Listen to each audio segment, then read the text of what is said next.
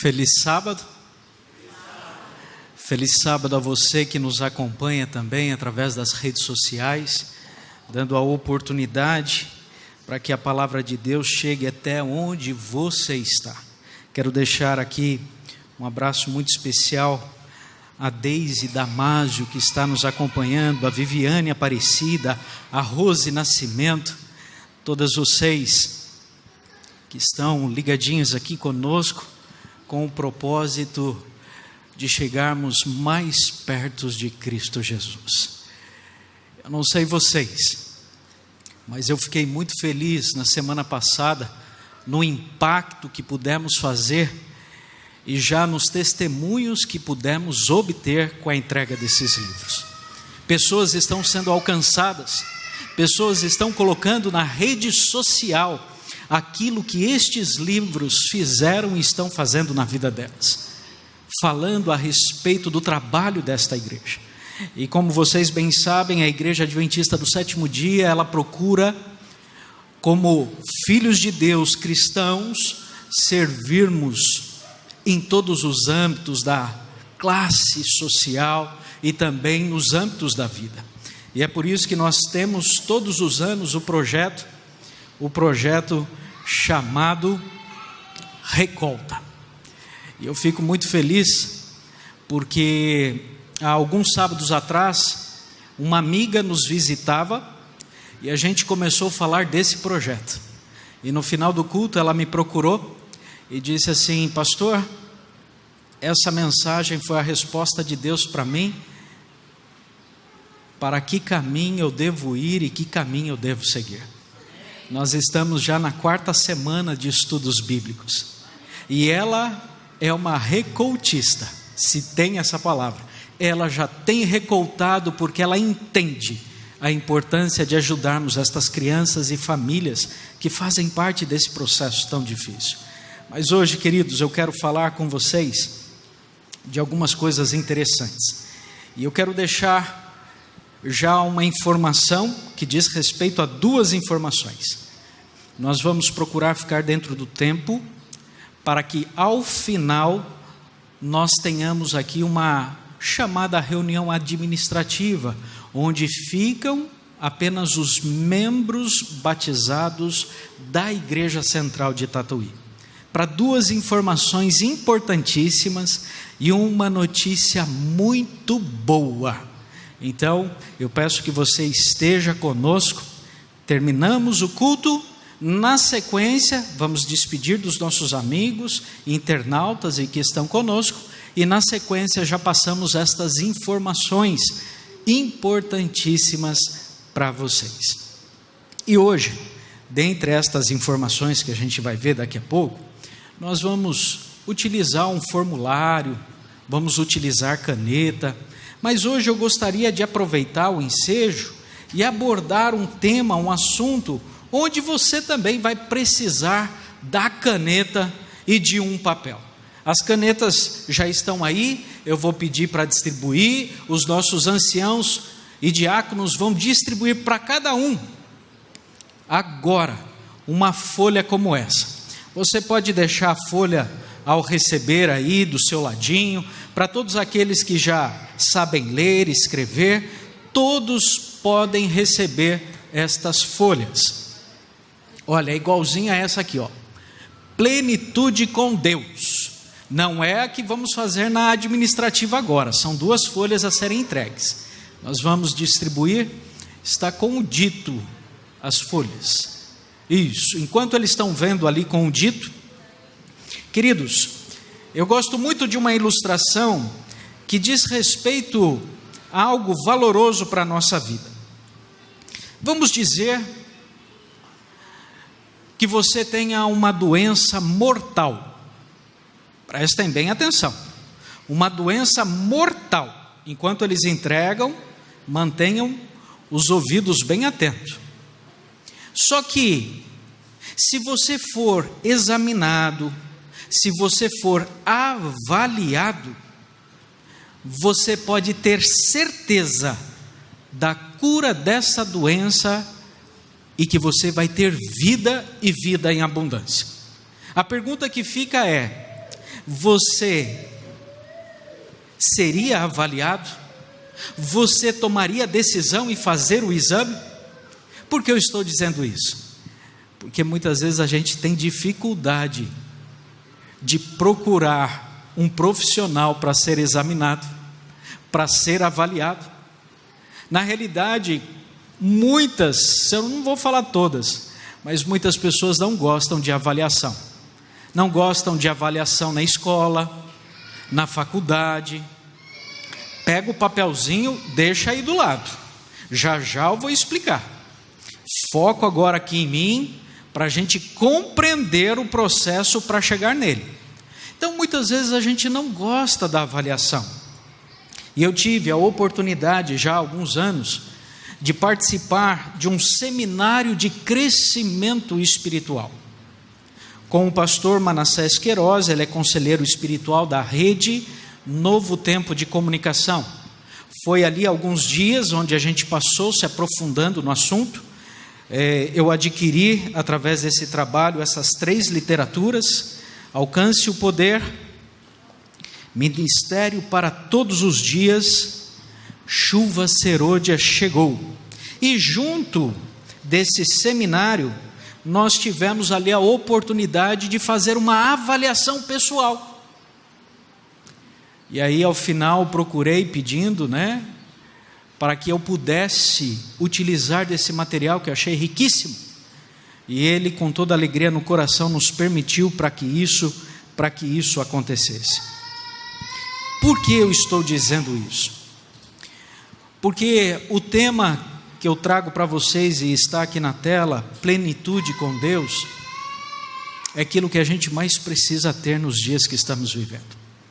De acordo com o dicionário, plenitude significa estado do que se acha, completo, inteiro, cheio, superabundância. Eu preciso estar cheio de Deus na minha vida. Eu preciso estar por inteiro nas mãos de Deus.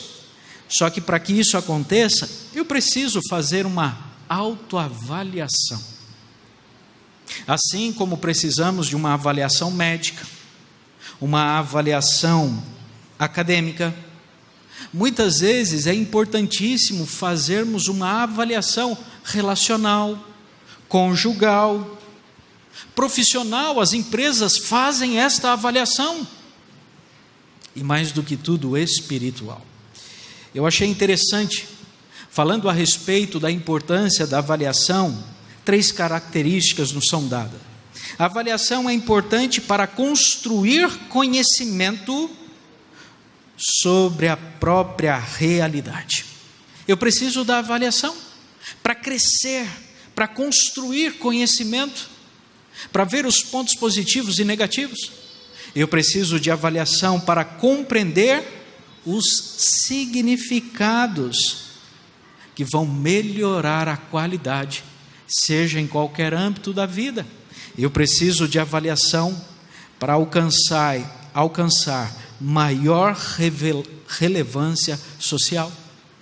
Quando eu sou avaliado, construo conhecimento, compreendo melhor as coisas, para a sociedade, eu serei uma influência extremamente importante. Eu gostaria de fazer isso com vocês essa manhã. É a primeira parte de um processo que eu quero desenvolver no próximo ano. Fazer um final de semana com Deus, alguma coisa do gênero, para que a gente possa se autoavaliar hoje. E a avaliação, ela deve ser algo assim, muito genuíno. Não preciso pensar muito, é algo rápido. Pensei e coloquei, porque você, é só você que vai ficar com esse papel, que vai levar para casa, é para a sua compreensão, é para o melhor seu e meu. Isso é extremamente importante para a gente crescer, para a gente ser curado da doença, para a gente ter a vida eterna. Por isso, eu começo falando da importância da avaliação, das mudanças no âmbito espiritual, para que a gente tenha as bênçãos divinas.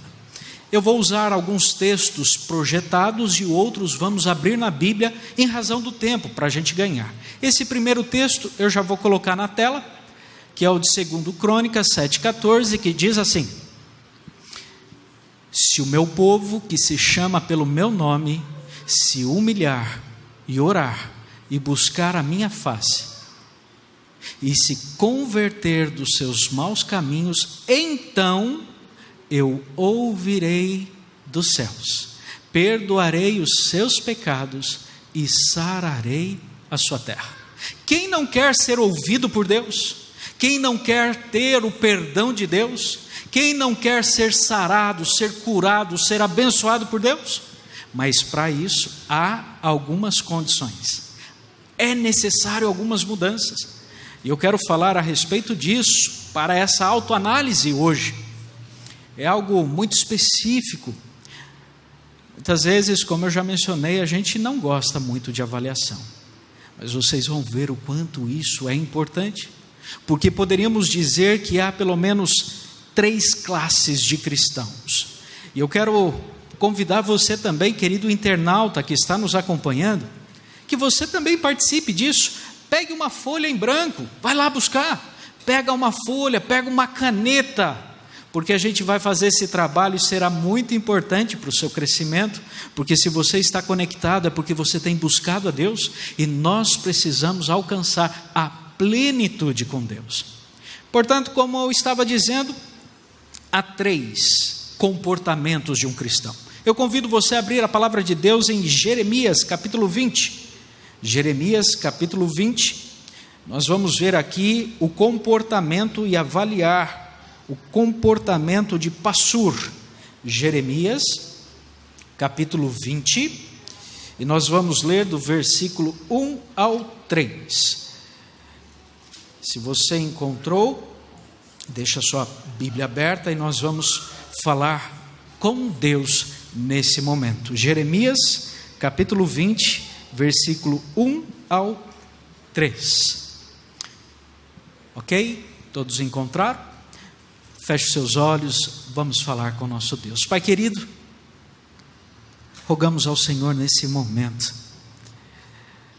que coloque em nosso coração a alegria e a paz proveniente da Tua companhia, que os nossos pecados sejam perdoados e que possamos ser elevados a uma esfera divina e celestial. O Senhor conhece a luta dos Teus filhos no decorrer dessa semana, mas louvado seja Teu nome, porque aqui estão na Tua casa hoje. Louvado seja Teu nome, porque nós temos filhos Teus nos acompanhando pela rede social.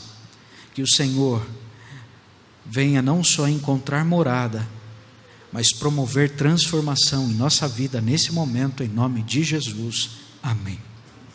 Diz assim a palavra de Deus: Passur, filho do sacerdote Imer, que era presidente da casa do Senhor, ouviu a Jeremias profetizando estas coisas. Então feriu Passur ao profeta Jeremias e o meteu no tronco que estava na porta superior de Benjamim, na casa do Senhor. No dia seguinte, Passur tirou a Jeremias do tronco. Então lhe disse Jeremias: o Senhor já não te chama Passur, e sim terror por todos os lados. Como eu mencionei, há 3, vamos dizer, espécies de cristãos. Um deles, poderíamos dizer que é o espiritual, o outro, o religioso, e o outro, secularizado. Então hoje a gente vai entender mais ou menos, não o que somos, não é algo pontual, mas às vezes uma tendência que nós temos. Será que é ser um cristão espiritual? Ou ser um cristão religioso? Ou ser um secularizado?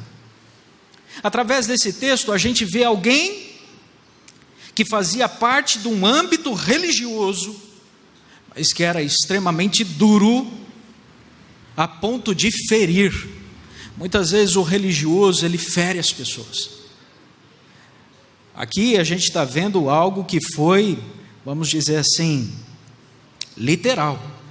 Mas o religioso, ele acaba ferindo muito as pessoas. Mas agora a gente vai para o capítulo 33 e encontrar aqui a outra espécie de cristão. Capítulo 32, perdão, falei 33. 32, e nós vamos ler alguns versículos. Vamos ler o versículo 29 e 30, 33 e 40, e agora a gente vai avaliar o povo nesse mesmo contexto. Vocês sabem, eu parto desse pressuposto da luta que foi para Jeremias levar a palavra de Deus. Olha o que é dito, versículo 29, os caldeus que pelejam contra esta cidade entrarão nela, porão fogo a esta cidade, queimarão as casas sobre cujos terraços queimaram incenso a Baal e ofereceram libações a outros deuses, para me provocarem a ira, porque os filhos de Israel e os filhos de Judá não fizeram senão mal perante mim desde a sua mocidade, porque os filhos de Israel não fizeram senão provar-me a ira com as obras das suas mãos, diz o Senhor. Versículo 33, viraram-me as costas e não o rosto, ainda que eu, começando de madrugada, os ensinava, eles não deram ouvidos para receberem a advertência. 34, antes puseram as suas abominações onde? Na casa, que se chama pelo meu nome, para profanarem. Aqui poderíamos dizer que há um certo contexto que dá uma base de uma tendência de colocar as coisas do mundo dentro da casa de Deus. Movimento que se pende para um secularismo. Agora volte para o capítulo 4, Jeremias 4, e vamos analisar a história de Jeremias. Capítulo 4, vamos ler o versículo 13, 14 e 19. Jeremias 4, 13, 14 e 19. Diz assim, Jeremias capítulo 4, 13, 14 e 19. Eis aí que sobe o destruidor como nuvens, os seus carros como tempestade, os seus cavalos são mais ligeiros do que as águias. Ai de nós, estamos arruinados. Lava o teu coração da malícia, ó Jerusalém, para que seja salvo. Até quando hospedará contigo os teus maus pensamentos? Ah, meu coração, eu me contorço em dores, ó, as paredes do meu coração se agita, não posso calar-me, porque ouves, ó minha alma, o som da trombeta, o alarido de guerra. Aqui a gente já nota alguém sensível que procura levar a mensagem, mas que olha para si. Ai, meu coração. O espiritual é aquele que procura levar a mensagem, por mais às vezes difícil que seja, mas não num tom de crítica, mas levando como orientação, que se coloca em meio ao povo. Ai de nós. Jeremias se colocava junto do povo. Esse poderíamos dizer que é o modelo espiritual. Agora, nós temos que entender diante de tudo isso alguns pontos extremamente importantes. Se eu vou me avaliar, eu tenho que ter consciência da vida, o que é vida. Eu vou trabalhar aqui alguns textos na tela, onde você que tem dado estudo bíblico tem utilizado muito desses textos, mas para extrair algumas lições extremamente importantes. Vou aprender sobre vida, então eu vou até ali onde se fala da vida. Gênesis 2:7 diz: e formou o Senhor Deus o homem do pó da terra e soprou em suas narinas o fôlego da vida, e o homem foi feito, algumas versões, passou a ser, tornou-se alma vivente. Queridos, eu não vou me aprofundar nisso, eu vou ao ponto de maneira superficial, partindo desse pressuposto já da compreensão. Mas então, biblicamente, eu preciso entender que eu não tenho uma alma, eu sou uma alma. Eu preciso compreender isso. Daqui a pouco eu vou falar um pouquinho mais dessa ideia platônica, mas eu preciso entender que eu sou uma alma.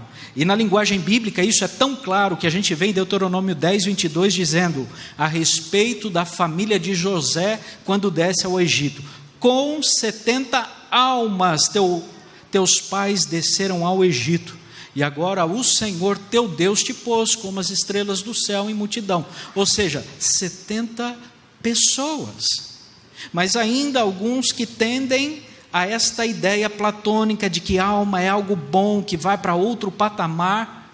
Há um texto extremamente importante, Ezequiel, aqui no capítulo 18, versículo 4, que deixa sem margem de dúvida, que diz: eis que todas as almas são minhas, como é a alma do pai, assim também a alma do filho é minha, a alma que pecar, essa morrerá.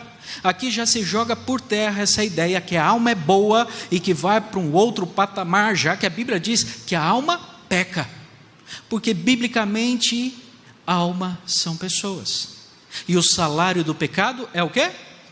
É a morte. Por que é importante entendermos isso? Porque, como eu mencionei, é uma ideia filosófica, nós temos a mente grega, e partindo destas ideias de Platão, o mundo tem comprado uma ideia separatista, dicotômica, que nós somos uma divisão entre alma e corpo. Mas isso acabou crescendo, e há alguns que entendem que nós temos uma vida tricotômica, que é a união de alma, corpo e espírito. Eu tive a oportunidade de trabalhar em um dos nossos colégios, e como colégio eu tive a grata alegria de estudar a Bíblia com muitos pais de alunos, famílias de alunos, e dentre eles muitos pastores de outras denominações, e eles muitas vezes indagavam a respeito desta questão. Olha só onde eu quero ir para nos avaliar, de que nós éramos um ser tricotômico, somos um ser tricotômico, dividido. E qual a base que eles usavam esse texto aqui? 1 Tessalonicenses, abra sua Bíblia, vá comigo, para você ver direitinho ali o texto e acompanhar. No capítulo 5, eles usavam esta base de texto para dizer assim, e o mesmo Deus de paz vos santifique em tudo, e todo o vosso espírito e alma e corpo sejam plenamente conservados irrepreensíveis para a vinda de nosso Senhor Jesus Cristo. Olha aqui, pastor, está aqui, olha, está ali espírito, alma e corpo. Só que eu preciso entender que biblicamente nós somos um ser holístico, integral. Lembram-se do tema? Qual que é o tema da mensagem de hoje? Isso, plenitude com Deus, inteiro, integral, toda a minha vida, alma, corpo e espírito nas mãos de Deus. E eu preciso entender que biblicamente nós somos desse jeito. Agora olha só, eu preciso compreender, e se você abriu a sua Bíblia, você vê que no capítulo 5, onde está esse texto utilizado, ali o subtítulo traz assim: a vinda do Senhor é certa e repentina. Portanto, Paulo está falando a respeito da volta de Jesus, que ela é certa, porém, querido internauta, ela é repentina. Eu preciso tomar a minha decisão hoje. Qual? Aceitar Jesus como meu Senhor e começar um processo até que Cristo volte. O processo do quê? Deixa eu voltar aqui. De santificação. Ou seja, quando se fala de corpo, alma e espírito, ali está falando de um processo de santificação, onde não há essa ideia. Olha a diferença de uma ideia filosófica e de uma ideia bíblica. E agora um detalhe grandioso, para a gente nos autoavaliarmos. Eu preciso compreender que por sermos um ser integral, onde uma área afeta a outra, para que eu possa ter de fato um processo de santificação, eu preciso ter essa compreensão. E no decorrer dos anos, dos séculos, Estas ideias platônicas e filosóficas têm mudado a cabeça das pessoas, a ponto de separar, dicotomizar. E o que me preocupa, quando a Bíblia utiliza a palavra alma, no original nós temos a palavra psique, que diz respeito o quê? A nossa mente, a razão, nossos pensamentos, a emoção, nossos sentimentos, a vontade, nossas decisões. Então, alma diz respeito à nossa, o quê? Psique, a nossa mente. Por isso temos o psicólogo, o psiquiatra, mente. Quando nós vamos para a palavra corpo, ali diz respeito à literalidade nossa, física, existencial, o nosso corpo. Quando vamos à palavra soma, espírito, pneuma, diz respeito à nossa relação com Deus. Entendendo isso, olha só agora como Satanás ele é astuto. Se eu parto para o pressuposto filosófico, muitos por aí, acho que não vai chegar, mas olha só, muitos acreditam que não tem problema, alma, mente, por estar separado, não tem problema eu assistir aquele filme de ação, violência, não tem problema de repente eu procurar um filme de comédia, mas que na realidade tem mais imoralidade, é para dar risada um pouco. Não tem problema o que eu coloco na minha mente, o importante é que eu tenho cuidado do corpo, uma boa alimentação, não sou sedentário, pratico exercício físico, e eu, a parte espiritual, estou na igreja estudando a Bíblia, está tudo certo. Olha o perigo. Outro caso, não, tenho cuidado da minha mente, só procuro seguir os conselhos de Paulo, tudo aquilo que é puro, agradável, só coisas boas na mente. Mas a questão do sedentarismo, de comer qualquer coisa, de glutonaria, não tem problema, o importante é que eu estou na igreja, estou lá na igreja, faço meu ano bíblico, está tudo certo. Queridos, eu preciso tomar cuidado, porque não é essa a nossa realidade, é essa, uma coisa influencia a outra, e isso dá margem, e eu vou mais distante, e me entendam bem, vocês que nos acompanham, a igreja adventista do sétimo dia, ela segue as orientações de Deus, e a gente busca ter o amor de Cristo no coração, nós amamos todos, mas esta ideia pode levar a ideia que a minha mente pode ser de um gênero, o meu corpo de outro gênero, mas eu busco a Deus e está tudo certo. Vocês começam a entender a grandiosidade disso, a profundidade.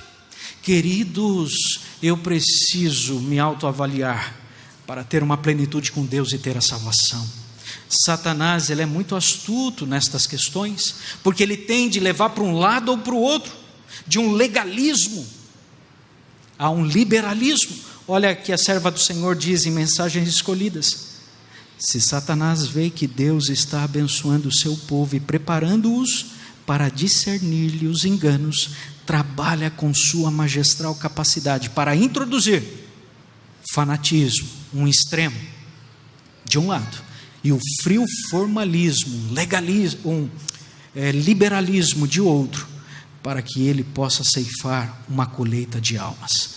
Por isso, queridos, nós vamos fazer então essa dinâmica agora. Você tem um papel, foram folhas que sobraram do antigo distrito, então não leve em consideração o distrito, o que vale é que você vai levar para a sua casa, e nessa primeira imagem ali a gente tem um quadro, para a gente identificar então algumas características de um ser espiritual, de um ser religioso e de um ser secular. Você, querido internauta que está com a sua folha, escreva aí: espiritual, faça um risco; religioso, faça um risco; e secularizado. E aí você pode fazer um xizinho em cada característica que eu mencionar, que você se enquadra nela. Então vamos lá. Primeira, do espiritual, sua conduta. Eu acho que não cabe bem a palavra radical, mas ele luta consigo mesmo, ele quer fazer o melhor, ele quer abandonar os seus pecados, os seus. O espiritual, ele olha para si, ele procura abandonar o que precisa ser abandonado. Outra característica, a frase do espiritual. Não é um clichê não, é algo real. Vamos orar. Recorrentemente o vive. Ele não representa o que é espiritual, ele vive o que é espiritual. E o seu desejo? Quer equilibrar a vida, sua vida com o céu. Vamos lá agora para o religioso, presta atenção. Sua conduta radical com os outros, estender o dedo em riste e ali ficar apontando o defeito de um do outro. Religioso. A frase do cristão religioso: onde é que vamos parar? Como se ele estivesse num patamar superior, julgando todo mundo, como ele sendo certo. O seu estilo conservador, mas entendam bem, um conservador que extrapola, porque é importante de certa maneira, por isso o equilíbrio, mas extrapola. Sempre deu certo assim, tem que ser assim, não pode mudar. Então nós temos que tomar cuidado. O foco numa obediência, mas no sentido de justificação pelas obras. Sentimento de orgulho, princípio, dogmatiza o que é espiritual, ele normatiza. Seu desejo, quer equilibrar a igreja, a sua visão. E agora por último, secularizado. A conduta do secularizado contra os radicais, opositor, causa aquela rebelião meio que marxista. A frase: não tem nada a ver, isso aí é um exagero, não tem problema não, está tudo certo, para com isso. Estilo liberal, se orgulha e muitas vezes se acha mente aberta. O foco naquilo que é conveniente, aquilo que traz prazer. Sentimento de rebelião, antagonista sempre. Princípio, racionaliza o que é espiritual. E desejo, quer equilibrar o mundo com a igreja. Então, feito isso, seja sincero contigo mesmo, é você que vai levar para casa. O quadro 2, tem aí o quadro 2, você tem lá. Você se considera, veja o que mais você se identificou dentre os três. Entendam, queridos, isso aqui é para a gente entender onde estamos e melhorarmos. Então, é você com Deus, coloca ali o que você acha, o que você considera.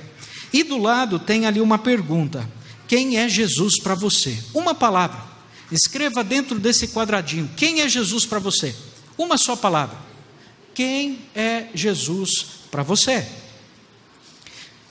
Entendam que é uma proposta onde nós não temos uma colocação exata, mas é onde a gente mostra ou evidencia uma tendência. Todo mundo colocou? Você, querido de casa, já anotou aí quem é Jesus para você? É muito importante essa pergunta. Todo mundo colocou aqui? Quem é Jesus para você? Agora, para você entender um pouquinho, se você anotou aí uma virtude, exemplo, Jesus é amor, Jesus é misericórdia. Se você anotou uma virtude, nós temos uma certa tendência para o cristão religioso. Se você anotou uma ação, mas não contínua, por exemplo, Jesus é o meu protetor, Jesus é o meu refúgio, Jesus é o meu caminho. Eu vivo minha vida, mas quando dá problema, aí eu recorro ao refúgio. Quando dá, aí eu recorro. Se eu coloco de repente uma ação não contínua, eu posso ter a tendência para o secularismo. Agora, se você colocou algo pessoal, Jesus é meu amigo, Jesus é meu companheiro, você tem a tendência para um cristão espiritual. Agora, você pode virar a página e nós vamos aí para o quadro de número 3. Quadro de número 3. Vocês estão percebendo 8 quadradinhos aí, todo mundo viu? 8 quadradinhos. E vocês notam que ele, por estar nessa esfera, há números do centro para a extremidade. Por exemplo, o 1 lá, ministração espiritual. A gente encontra o número 1 até o 10, próximo do quadradinho. Todo mundo identificou? Ok? Então, o que é isso? Cada uma destas características, eu vou fazer uma pergunta ou duas, você vai se autoavaliar e vai dar uma nota de 1 a 10. E aí você coloca a nota dentro do quadradinho. Por exemplo, ministração espiritual, quadrado 1, vou fazer a pergunta lá. O que você faz quando percebe alguém triste ou fica sabendo que um irmão está enfrentando dificuldades na vida? Gosta de visitar hospitais, asilos, presídios, vizinhos e outros para atender espiritualmente? Se você tem essa iniciativa, vou voltar aqui, lá no quadradinho 1 você vai colocar a nota, de 1 a 10. Eu acho que eu sempre gostei disso, eu vou pôr 10. Coloca 10 dentro do quadradinho, coloca lá. Eu gosto disso, eu não gosto muito, nota 4, nota 7, coloca você, seja sincero com você. Vamos lá, o segundo quadrado diz a respeito de um estudo bíblico sistematizado. E agora você, no seu coração, responda para você, qual tema você está estudando a palavra de Deus, ou capítulo, mas o que você está, todos os dias, de maneira sistemática, estudando da palavra de Deus, que tem trazido grande alegria no seu coração. Se você tem estudado a palavra de Deus, coloca aí o número que você acha no quadradinho 2. Quadradinho de número 3, intercessão, frequência.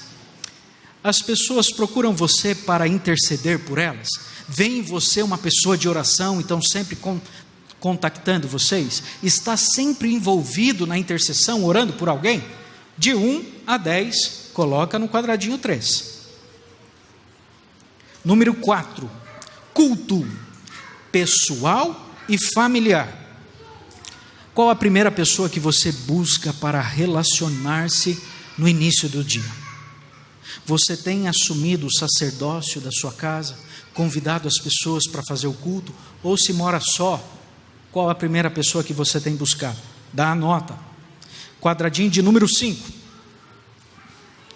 Batismo do Espírito, busca diária. Sente profunda necessidade de receber o Espírito Santo? Compreende e tem interesse pelo seu ministério? Você tem sempre orado, Senhor, conceda a chuva serôdia, o Espírito Santo, transformar minha vida, conduzir meus pensamentos? Marca aí a sua nota. Vamos lá, o próximo 6, oração, qualidade e frequência. Quando você ora, sente que está realmente falando com Deus? Você tem muita necessidade de orar sempre?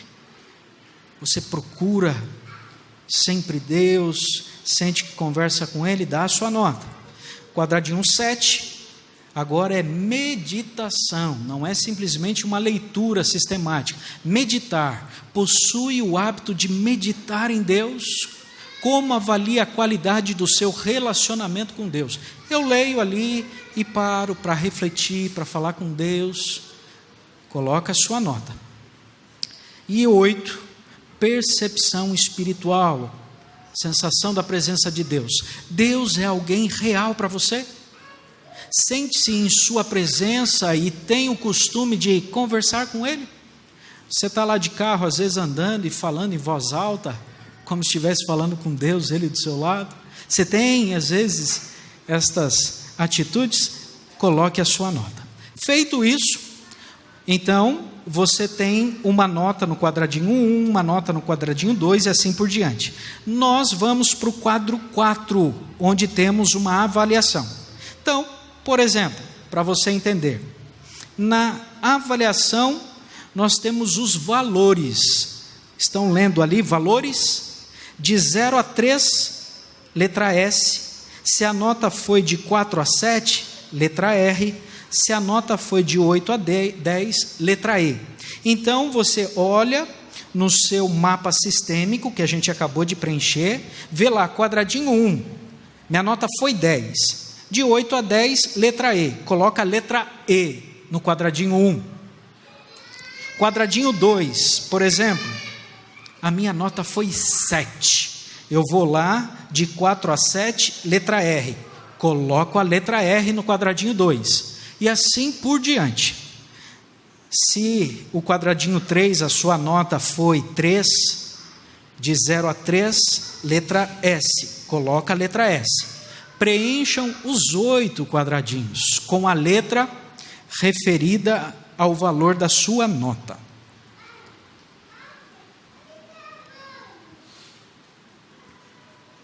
Ao terminar, preencheu tudo, você vai fazer o quê? Colocar os totais. Então tem lá, totais espiritual. Você conta quantas letras você encontrou e coloca lá. Foram 2, foram 4, foram 10, coloca lá.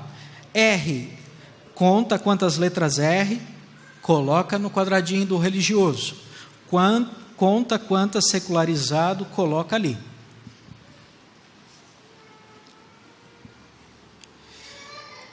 Feito isso, você vê 2 outros quadros abaixo.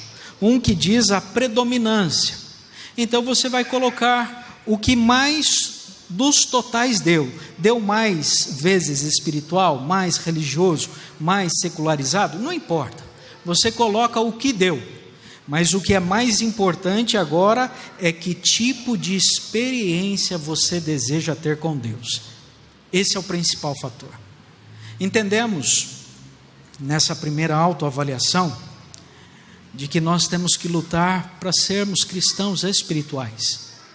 Sensível não no que diz respeito a qualquer coisinha eu deixo a igreja, não é isso, mas sensibilidade para ouvir a voz de Deus, saber como lidar com as situações, ter equilíbrio, e tudo que é transmitido com amor no intuito de transmitir conselhos e orientações.